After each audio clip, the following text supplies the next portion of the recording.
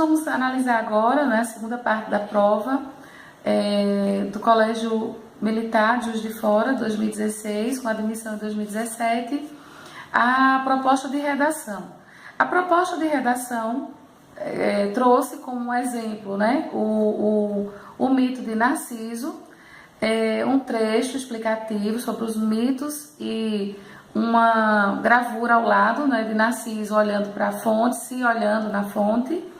E esse texto, nós percebemos que essa prova foi toda assim contextualizada, né? Foi uma prova bem trabalhada, contextualizada, abordou os contos maravilhosos, as lendas, os mitos.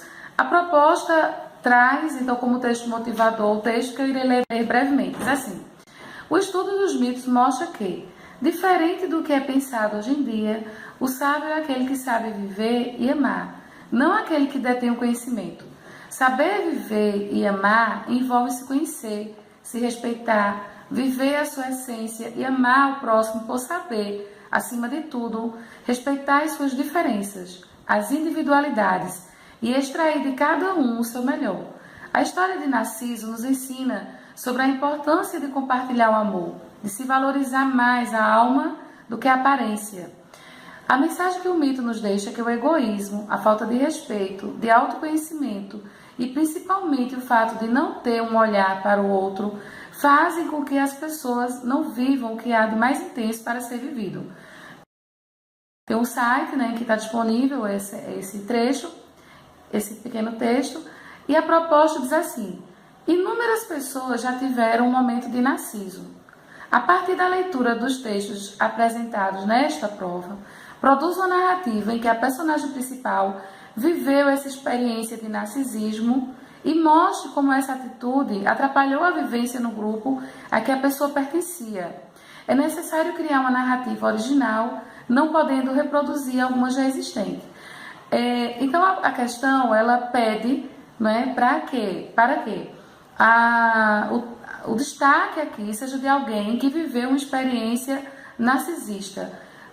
Suponhamos que o aluno ficasse, né, em dúvida. O que seria então uma experiência narcisista?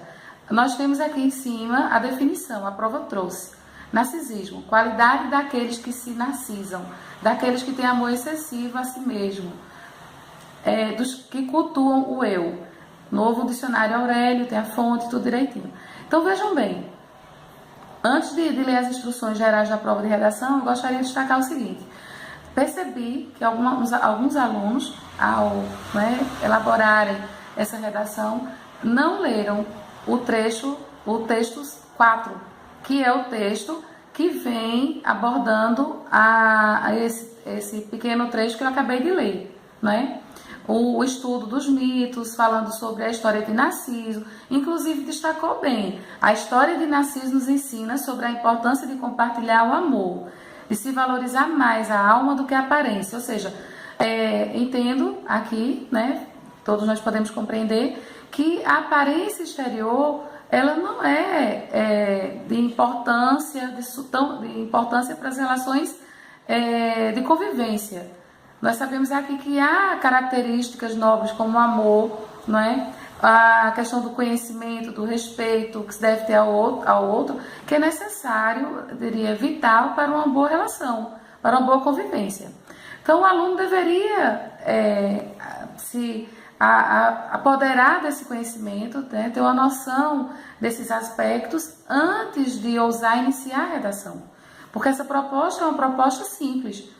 Um aluno bem atento, um aluno que leu a proposta, um aluno comprometido com o concurso, né, a que prestará, com o estudo, ele vai se aperceber desses detalhes, certo? As instruções. Faça uma narrativa em terceira pessoa, o narrador observador, o narrador não participa da história em nenhum momento. Atente para a linguagem do texto, né? A linguagem é uma linguagem que está próxima da linguagem padrão, né, norma padrão. Não faça seu texto, em forma de poema, nem utilize desenho. Então, o texto em prosa, né? Estruture seu texto sem fugir ao tema proposto, dê um título, utilize um título.